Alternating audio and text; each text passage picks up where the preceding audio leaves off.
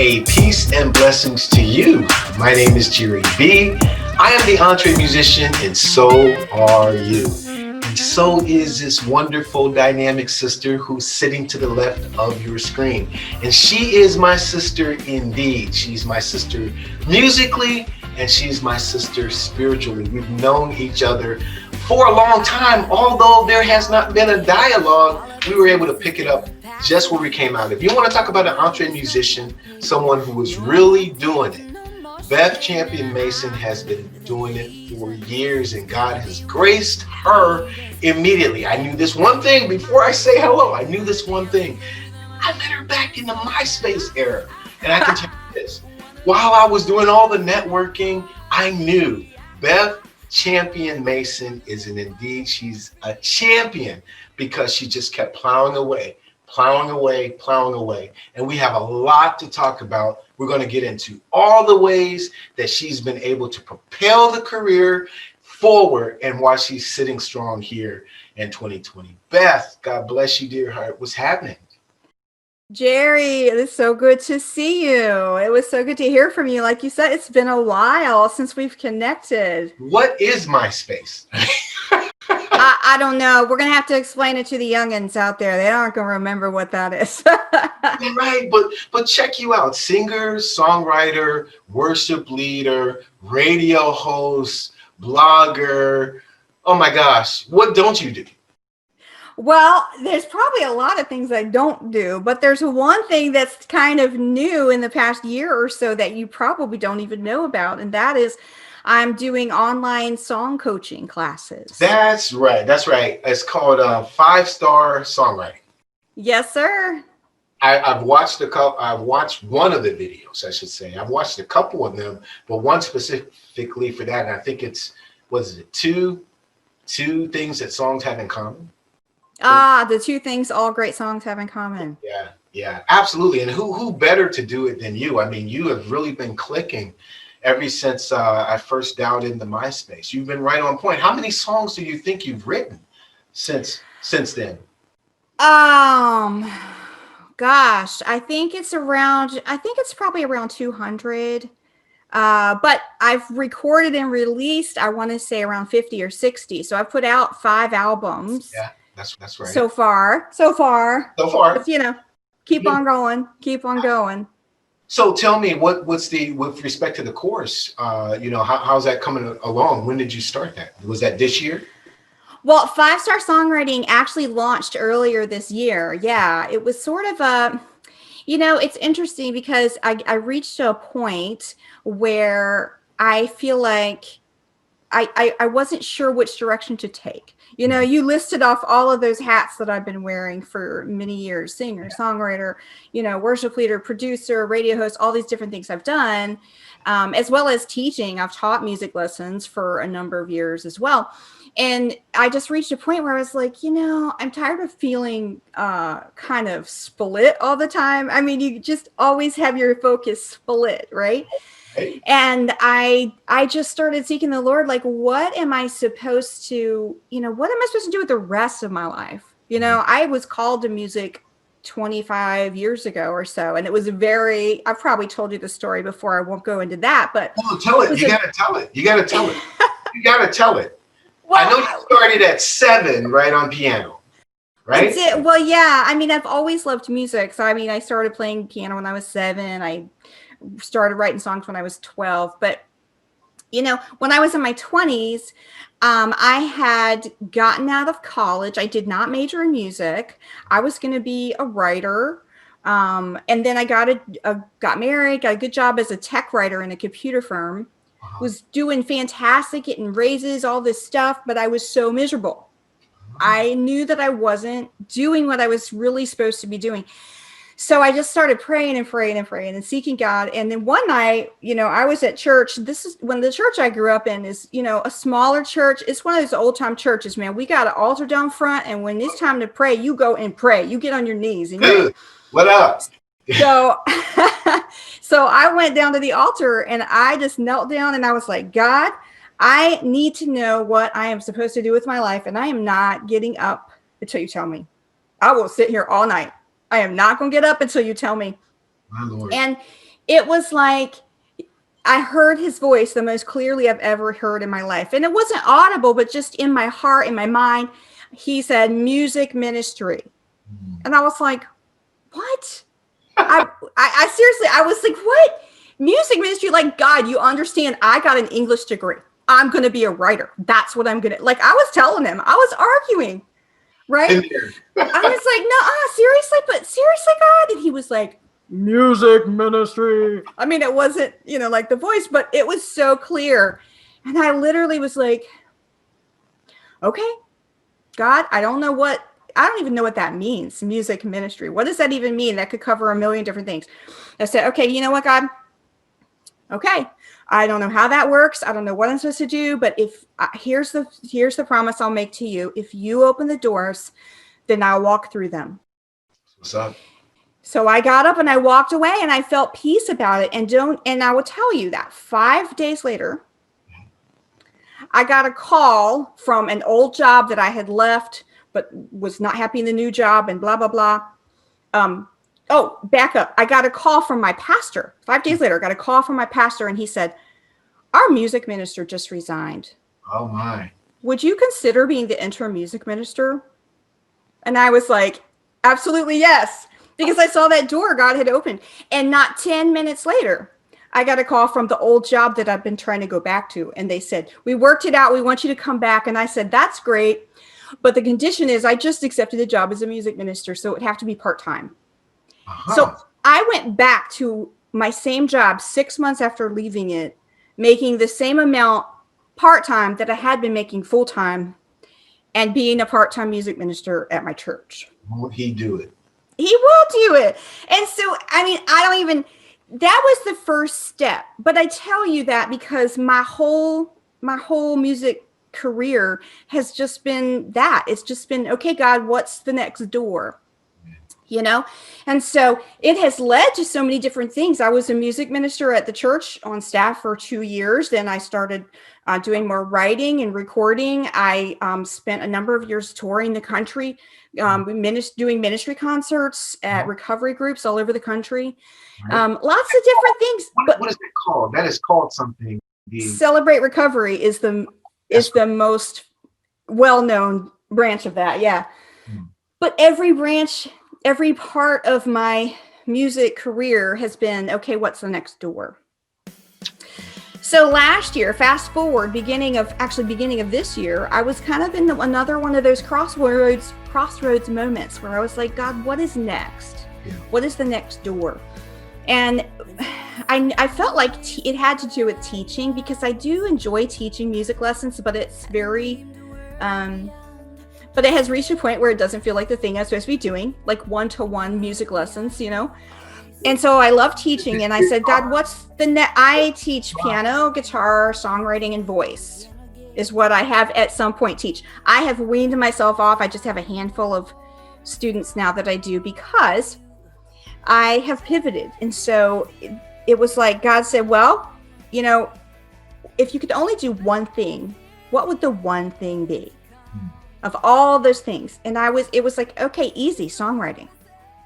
Songwriting is the one thing. It's the one thing that I love to do, that I want to do every single day, that I talk about, that I bore people with, that I love teaching people. I love showing somebody how to do something that comes second nature to me and seeing them go, oh, that's the thing I was missing.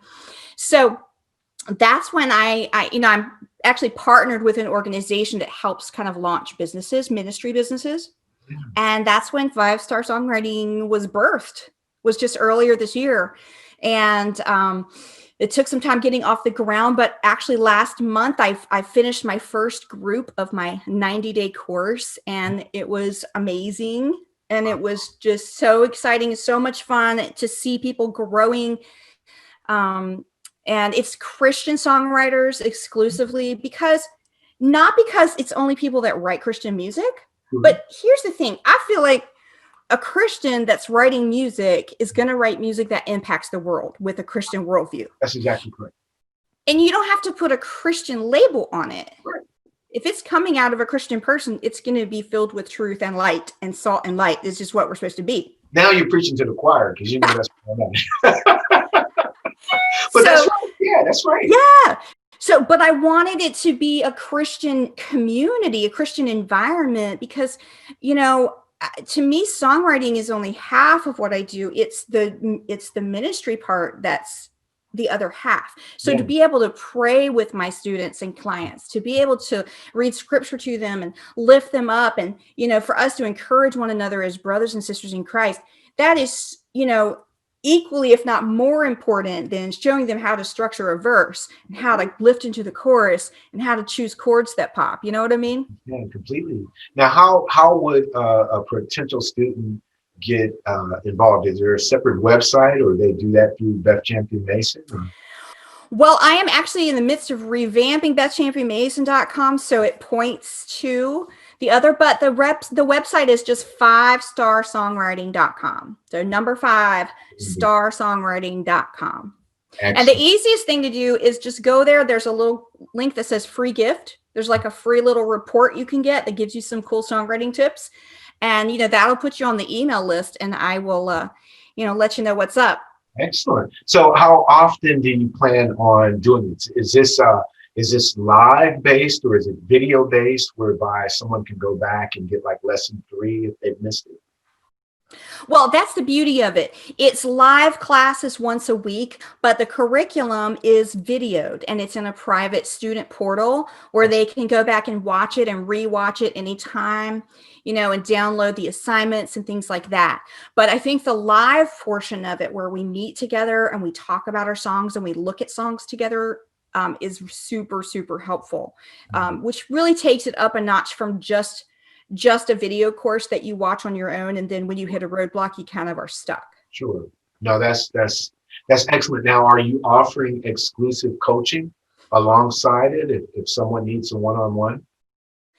Yes, I am. Well, so the group coaching is the main thing, but then people can actually purchase kind of an upsell. They can purchase an extra package where, they get one-on-one coaching as well, in addition to the group coaching. So that's all on the website too. That's fantastic. Now, I love what you said before, which is very interesting in the second time that you went before the Lord to inquire what's the next step. And it was very interesting that he asked you. And I think, there's something to be said of how our God, our creator, how he is so concerned about us that he wants to partner with you. So he asked you, hey, what do you think is your number one thing? I thought that was really cool. I didn't want to let that slide. Yeah, that's interesting. I hadn't even really thought about it that way, but it is really, it's so cool when he deals with us that way. I feel like, maybe I wonder if whatever I had picked, he would bless, Yeah. or I wonder if he just knew what I was going to pick, and he wanted me to really think about it myself and come to the realization that was the main thing. I think it's both and. I don't think it's either or. I mean, it's interesting. One of my life scripture, I have 2 life scriptures, and one is 1 Thessalonians 5:24, which says, faithful is he who called you, who also will do it. So not only did he call you, but he's going to do it. He's going to open those doors. He's going to bring it to pass. Equally, I think he's going to close doors that are not for me. So I don't have to clamor. I don't have to covet. I don't have to claw anything. I know it's going to be there because he's called me to do it. I'm certain of that. And the second thing is he's going to make sure that it gets done because I'm surrendering it to him. So I remember when we moved into our new home, this is almost 9 years ago, and my wife was sitting on the couch of our old home, and we were kind of praying because what are the next steps? We want to be so specific. This, and this needs to connect. And she said she heard the Lord just say, Lori, just tell me what you want. And by God's grace, we were able to get what we wanted, what we had asked for, what we were, what was best for our children, school district, etc. So he does it. Yes, he does it. I just thought it was cool when you said he asked you, what was the first thing? I just didn't want that to go away and I ask the next question. Yeah, I sometimes like to think about just the just the process of the world and how, time doesn't work the same way for us as it does for God. And he knows the beginning from the end, and he is outside of time and space. And he created it so he can view it all at once and yet still be at any one moment with us. I find that mind-boggling. Which is also interesting that even science has proven that at the moment of that the universe came into existence, time and space were also created. Like even secular scientists have proven that. So God has to be necessarily outside of time and space. So sometimes it makes me wonder, does he have whatever choice we make? Does he already know we're going to make that choice? Does it change things a little bit in a way that like we could actually change the direction? Or is it just that he knows which way it's going to go anyway? And so he just, that's like, it's kind of mind blowing if you think about it. Yeah, that's like 4 conversations. Once we tackle that part of theology, that'll be session 4 with Beth. Yeah. Well, part of it too is I wonder, the best teachers teach through questions, right? The Socratic method, Socrates teaches, teaching by asking questions that are going to lead the student to realize what they know is true. That's correct. And I do that a lot with my, not just by rote.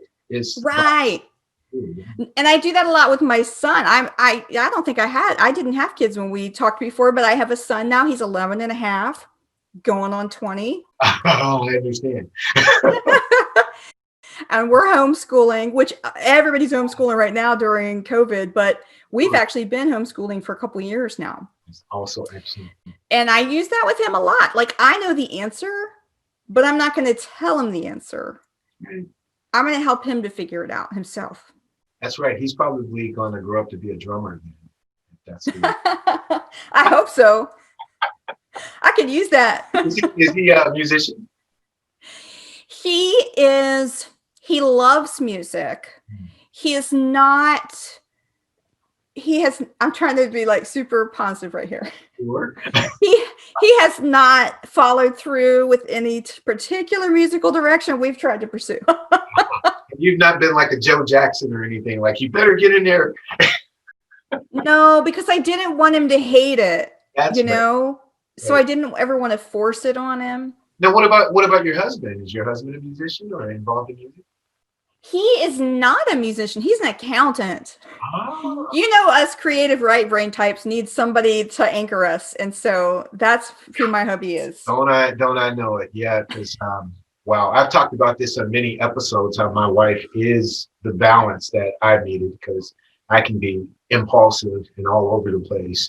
And she will be like, okay, well, let's just think about this for just a second. You know what I mean? But then the other side of that is she can sometimes be so measured where I can say, hey, we need to, do this. So it works out. 25 years of marriage. So I'm grateful. Absolutely. Congratulations. 26. 26. There you go. So, and like I said, it seems like, and I want to dive back into your career, but I think that at the time that I was beginning Sound Doctrine, the band, and looking for networking opportunities, it was seeming like our careers were kind of on this parallel track, because when I go back to my database and I look up some of those artists, I mean, God bless them. They've made their choices, but they're no longer pursuing. And it seems like we're just kind of, okay, what's next? What's next? When there's a lull in the performance, then you got to do podcasts. You got to do whatever it takes to keep it moving. And I exactly. I agree. And well, I mean, you just heard my calling story. So I always kind of felt like, quitting wasn't an option. Definitely not.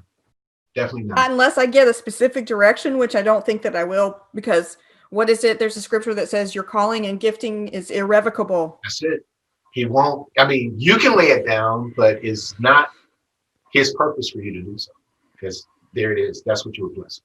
Yeah. So, I mean, I've changed gears a number of times, and I always felt like I was following his leading when I did, but I've never felt like just quitting music was an option. Because when he called me, he didn't say music. He said music ministry. So it's always been, there's always been a ministry aspect to it for me. Wow. Well, you've had some great achievements too. I mean, you've been featured on 700 Club twice, if I'm not mistaken. You've won the songwriting contest for CCM International, right? Now, what was that about? When you submitted and you just think, okay, well, here's a shot, and you don't get number three or number two, but you get number one.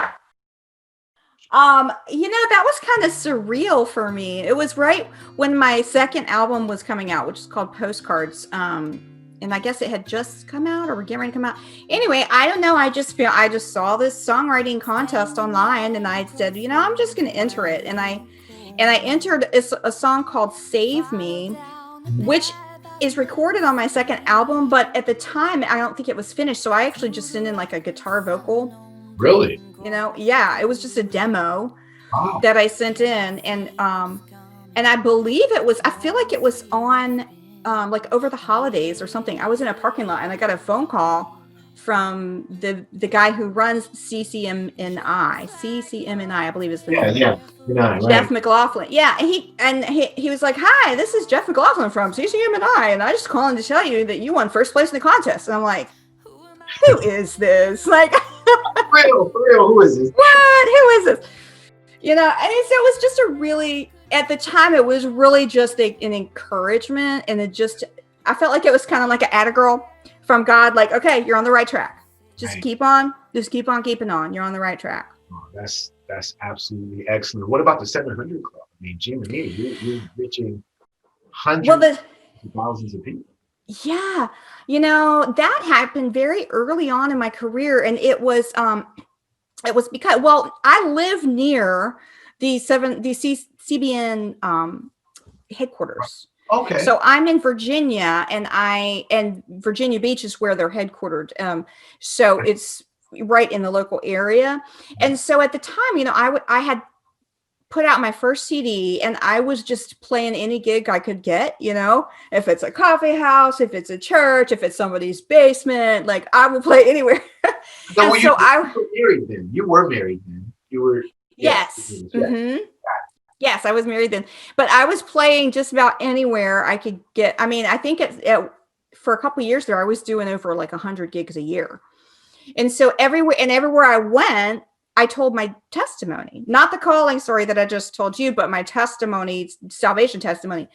And so I guess at some point there were just some people in the audience that were from 700 Club. And they said, we want to feature your testimony. I think they didn't come up after a show and tell me. They went and talked to their producer people and worked it out. And then they, got in touch with me. But it was sort of like that. I mean, it did feature my music, but it mostly featured the testimony of, what God had done. And I was just so privileged to see what God did with that. I mean, I feel like, I don't remember the numbers. I'd have to go look them up, but it was like, I want to say it was like 1,000 people called in to receive salvation when that episode aired. My goodness. Now, so when they came, when they got in touch with you, was this a recorded segment, or were you actually on stage at the 700 Club telling your testimony? No, it was a recorded segment. So we recorded in several different locations. Like we did some interviews in a couple of different locations, and then they came out and filmed at one of my shows. And so they had some footage from that as well. So yeah, it was a pre-recorded segment. Well, I think you can still watch it on my website. My goodness. Well, why don't you bless us, Beth, in this way? Because we're grateful to have a wide audience of people, and people know that I'm a man of faith. And, there are many different people from various genres who watch the EntreMusician, who tune into the podcast. Why don't you bless us by sharing your testimony here? Yeah, sure. I mean, I'd be happy to. I feel like maybe I should give the condensed version. I gave a long version of the the other story. Your version. Let Holy Spirit lead you. You give your version. Well, I grew up in Virginia in a Christian home. My mom and dad were Christians. They took me and my brothers to church from the time we were like -9 months old. Yeah. So I knew about Jesus. I knew about God. But, there was a long history in my family, not my mom and dad, but other people in my family, of drug and alcohol abuse. And it went deep. It goes deep, I should say. And I think that's something that touches just about every family in the country. In some way or another. Some way or another. You probably know someone or have someone in your family who has dealt with that or struggled with that. But, I honestly kind of thought that I was going to be immune from that, because my older brother, who's 2 years older than me, now I have two brothers, but my older brother started dabbling in alcohol and drugs when he was 11, which I can't even imagine. I have an 11-year-old son right now, and I can't even imagine, but there it is. And I was 2 years younger than him, and I saw the chaos that started to come in our house through that. Because, if you know anything about addiction, you know that it's not just one person that has a problem. It's a whole family that has a problem. Absolutely. And so I saw what he was going through, and you would think that I would then have stayed 100 miles away from anything to do with drugs and alcohol, but you'd be wrong. What happened was, I was a good little girl, straight A student, daddy's little girl, all of that, up until I hit about age 14. And my mom said that's when the aliens came and took me away and replaced me with somebody that looked like me. Understood. Honestly, the crisis point was I got my first boyfriend. And for whatever reason, I was attracted to the bad boy, and because he was so artistic, right? I had this artistic thing going. I always have this creative artistic thing. Right. And this guy was not like the straight-laced Christian guy you would have thought I would bring home to my parents. He was the, purple mohawk, black leather and chains wearing, black lipstick wearing kind of a guy. Here he is. He was so artistic. And you know what? It's not even the look, but that just paints a picture of the type of guy that it was. And, if he would have been a Christian, that'd have been fine, but he was not. And I was so naive that I thought, well, I know about God. I'll be a good influence on him. That never works that way. Right. Because sin is so insidious. It always sneaks up on us a little bit at a time, Nobody ever woke up in the morning and said, gee, I think I'll be a drug addict. That's correct. Never happens. But, maybe you wake up one morning and you're a little weak and you give in to some peer pressure and, okay, well, I'll just smoke a cigarette. That's not a big deal. Or I'll just have a beer, whatever. Okay, I'll smoke a joint with you, but just this once. Couple of hits. And what happened was I kept making excuses and justifying my behavior until I woke up one morning and I was a drug addict. And I wasn't sure how I'd gotten there, but it was just one justification at a time. So how long was the process? If you started at 14, are you now 15, 16? Where were you at? It did not take very long at all. Never. So by the time I was 15, I was pretty hardcore into anything anybody had, basically. So, I went along this path for several years, and you can fool yourself even in the midst of having a really bad problem. Because I told myself, well, I'm doing fine because I only do drugs on the weekends and evenings, and I still get good grades at school. That's how naive I was, and how it just messes with your thinking. Yeah. You can justify things to yourself. Yeah. So anyway, fast forward. So about 3 years, I won't even go into the details of how bad I messed up my life, but suffice it to say, I messed it up pretty bad. And, fast forward to when I was 18, and Easter morning rolled around, and I had long since stopped going to church with my family. But this particular morning, my mom came into my room and she was like, you better get your butt out of bed and go to church with the family. It's Easter, and the least you can do is go to church on Easter. Thank God for moms that will yell you to church. Sometimes you need somebody to yell you to church. I'm just saying. Correct. So I was like, fine, whatever, just leave me alone. So I said, y'all go ahead. I'll just drive myself. Because, I didn't want to go do the happy family thing. I was going to sit in the back row. I had some weed in my purse I was going to smoke on the way home. I was just going to sneak out early. You know what I mean? Yeah.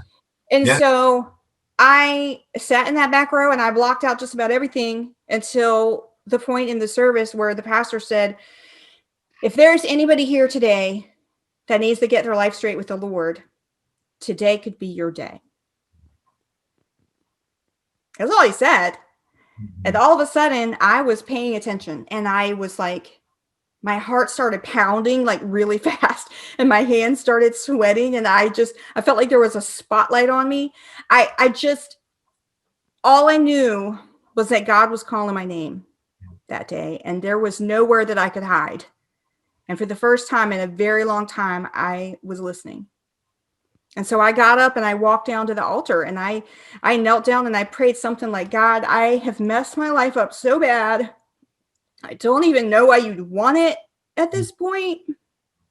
But if you could do anything with it, please just forgive me and save me and change me and help me because I can't do it myself.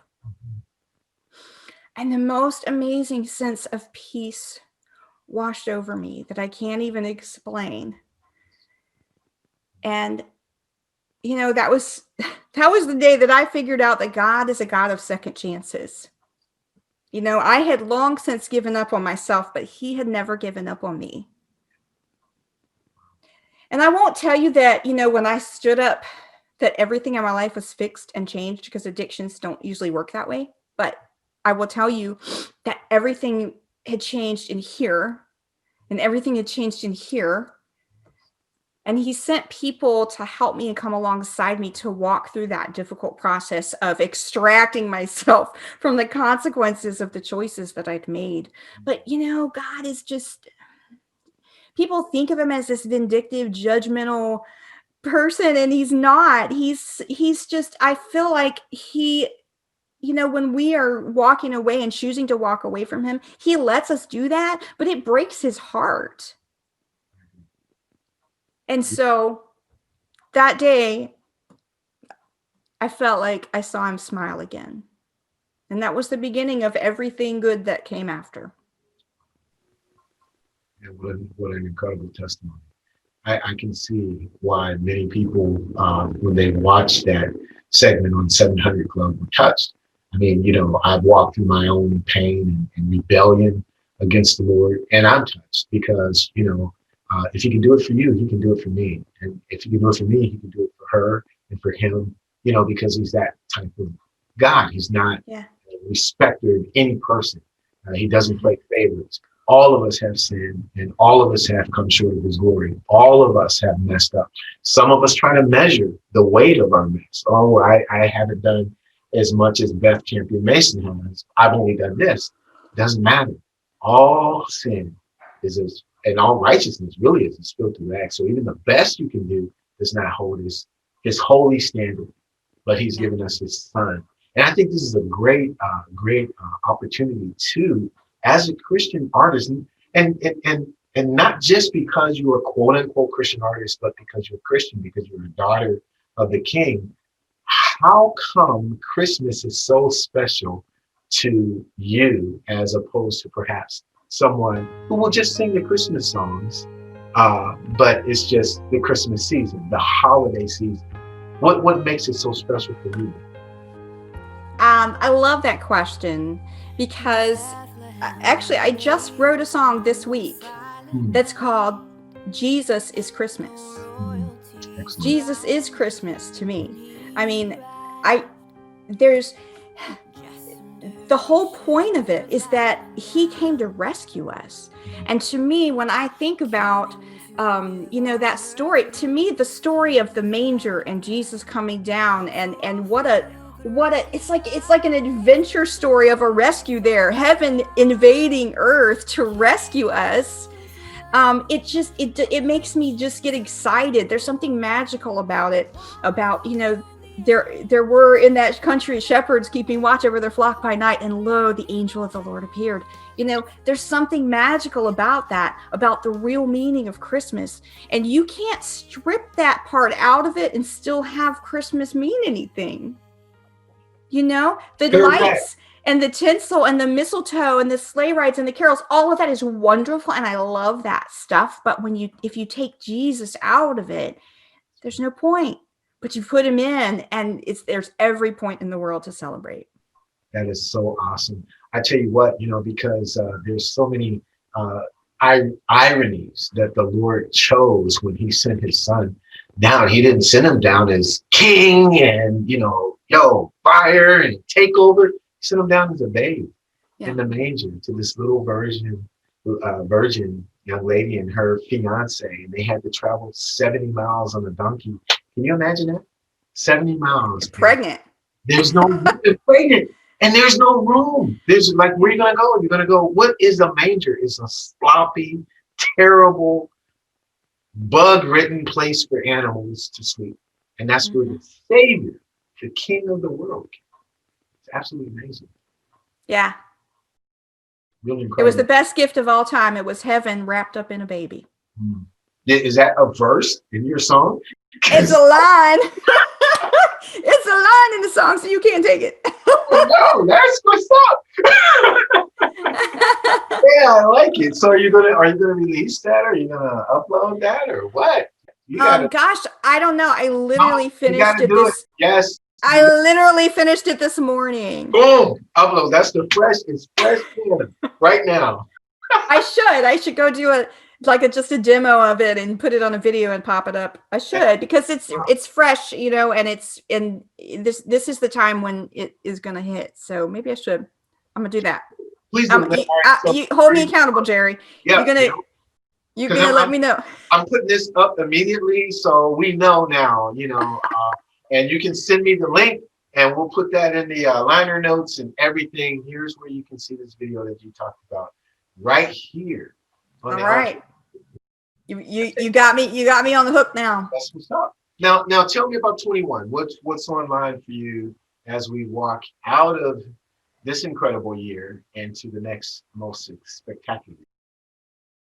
Well, it's all down to songwriting for me. So I'm launching the next class of the 5-Star Songwriting mentorship in early February. So I'll be talking a lot about that in January. You know, getting people to sign up, getting people excited for that, and then just writing. I've just been writing a lot. It's interesting because I don't know if you've ever done a lot of teaching, but every time that I've ever taught something, I've learned more and more myself, because you will research more for your students than you will for yourself. And so in developing, spelling out the steps of songwriting as I developed the curriculum for this, I became a better songwriter. And in trying to teach my students about, you know, how can you be a songwriter and have a crazy busy life like everybody does, I came up with systems that helps to fit a little bit of songwriting in every single day. And I've written more songs this year than any year I can remember, even though I was super busy, you know, launching this business and homeschooling my kid and all this other stuff. So now, I'm looking forward to 2021. I'm excited. I'm excited about it as well. I mean, you know, the Lord has been blessing, even though a lot of people have walked through some incredible things this year. It's still been a blessed year, and I'm grateful for his grace on it. And I'm optimistic and trusting him for even greater 21. I mean that wholeheartedly. Now, let me ask you, are you like a Diane Warren, where you now write a song a day? Is that what you do? I don't write a song a day, but I probably write one every week or two. Okay, very good. That's what I'm aiming for, yeah. So I don't want to give away my whole system. But you gotta purchase the system, that's for sure. No, I'm just kidding. It really comes down to consistency. Like, if you can only do a tiny little bit, do a tiny little bit, but do it every day. Very good. Very good. Because usually the hardest part is getting started. That's correct. I agree with that wholeheartedly. Now, let me ask you a couple more things, and then we'll try to turn you loose, maybe.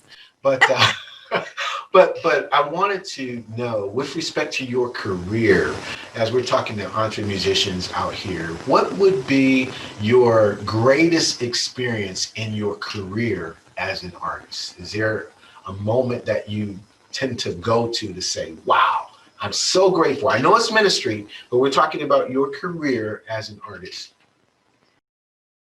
Gosh, that's tough. It was supposed to be, yes. That's tough. I mean, two moments come to mind. Okay, so one was just at the time I was doing a lot of touring, like I told you, going to recovery groups and so forth. And I remember at the end of a gig, at the end of a really successful ministry night, I remember, you know, packing up my stuff on the stage, walking out like loaded down with all of this gear. And I was like, we were slogging to the hotel and we had 6 hours to drive the next day. And like, I remember just walking out and feeling so elated that I got to do this for a living. I was like, this is exactly where I'm supposed to be. And this is the best adventure of a lifetime. And look at all of the people that prayed and got healing tonight. And look at, like, it was just that moment. And it was when I was slogging out with all my gear, you know, but it was just the moment of, I felt God smiling on me, like, this is exactly where you're supposed to be. This is exactly what you're supposed to be doing. That was probably that's one moment that sticks out in my mind. What's the second? And then, well, the second one is I had this bucket list of places that I wanted to play in the area. And on one of them was the Virginia Beach Amphitheater. And I got to sing a song solo from the stage of the Virginia Beach Amphitheater. And then the other one was the Hampton Coliseum. And I got to do that as well. So those were like bucket list moments. That's what's up. Now, conversely, what has been the most challenging experience that you've walked through as an artist?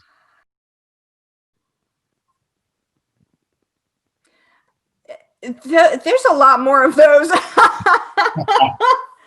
Well, maybe not. There's probably an even number. Gosh. You know, there's been a number of them. The one that comes to mind isn't even an artist thing, but there was a point where I felt like that I wanted to get on staff at a church again, like to be a worship minister, like on staff, and just focus that way. And I applied for a position at a large church in the area and went through like 6 or 7 steps of the interview process where like dozens of people had applied, and they narrowed it down to me and one other guy. And I had gone and like led worship as like almost like an audition, you know, led worship for the services and stuff. And it got down to me and one other guy. And then there was this thing that happened in the church where there were people who didn't want certain people and started spreading rumors and nasty things about them. And they were saying nasty things about me that were not even true. And because it was such a political thing, they just called off the job search entirely. Wow. And I didn't get the position. Neither did the other guy. But I was really heartbroken at the time, not just because I didn't get the position that I thought was a good next step, but also that they would like personally attack me. But you know, looking back, I can see that was one of those closed doors. That was totally a God thing. Understood. And I even said to somebody recently, oh yeah, this was like a number of years. This is like 5 years ago. This is a while ago. But I even said to somebody recently, oh yeah, you used to go to that church? I almost was worship director at that church. And the person said to me, you dodged a bullet. And I did not even ask him to elaborate. But I was like, you know what? That's what after the fact, it's easier to look back and see, you know, that was God closing the door. But I try to keep that perspective that when a door gets slammed in your face like that, you should really go, thank you, God, for saving me from whatever was behind that door. Absolutely. Absolutely. Acts chapter, I believe, is 16, where, Paul wants to go into a particular region and the Spirit of Christ just, shuts the door. They try to go to the left and the Holy Spirit says no. And it wasn't until he lay down and had the dream and, the Yeah. man says, hey, yo, it's over here. So I think you're right. I think when we look in the rearview mirrors, though we may be frustrated in the moment to say, I don't understand it, I don't get it, I'm qualified, I meet this criteria, whatever, and it's just not working out. That's the time to chill. That's the time to say, okay, either I have surrendered this career or I have not. Yep. And that's how we learn. So one last question for you. Now, when I first emailed you, thank you for responding to the email and not ignoring it. When I first emailed you and asked you to come and join us on the EntreMusician, what was the one question that you thought, okay, Jere's got to ask me this, and I have not asked it? What would be the answer to that unasked question? Well, I don't think there are any, because the one thing that I really wanted to talk about was the songwriting thing and 5-star songwriting, because I'm just so excited about that right now. So, so good job. Good on you. You asked all the questions. Wow. Check. Bucket list. But I am so grateful. I really am, Beth, that not only that we, have enjoyed the process of knowing each other, although we're not like, hey, talking to each other every day or even every month, and we've missed a couple of years. But to look back and go to bethchampionmason.com and see that you are there and you're still driving it. And not only are you driving, you're thriving. And I'm so grateful to know you as a fellow artist. I'm so grateful to know you as a sister in the Lord. And I'm so grateful for all of the wonderful things that you have planned and that is coming to pass. So not only in 21, but 25 and 27 and 36, you're going to still be doing your thing. So I'm grateful to know. Well, thank you so much. And the same to you. I am honestly very grateful to know you. And I'm super excited. Every time I see your name pop up somewhere, I'm like, oh, Jere's still at it. He's still doing his thing. And it's encouraging to, like you said. You met me. I just cover my grace is all. But it's encouraging just to see somebody else just still going after it. So I feel the same way about you, my friend. Thank you. Well, peace and blessings to you. Have an incredible Merry Christmas and joyous New Year to you and your family. Much love to your son. I hope he plays drums. And to your husband, who's keeping all the numbers on point. But to you, my friend, this is Beth Champion Mason. Check out her 5-star songwriting course. Check it out today. I'll have a link for it in the show notes. You can go to bethchampionmason.com right now to get at all things Beth. Listen to her wonderful music, 5 CDs and counting. You will love her stuff. Thank you for joining us. That's Beth Champion Mason. She's an EntreMusician. My name is Jere B. I'm an EntreMusician, but you know what? So are you. We will definitely see you next time. God bless.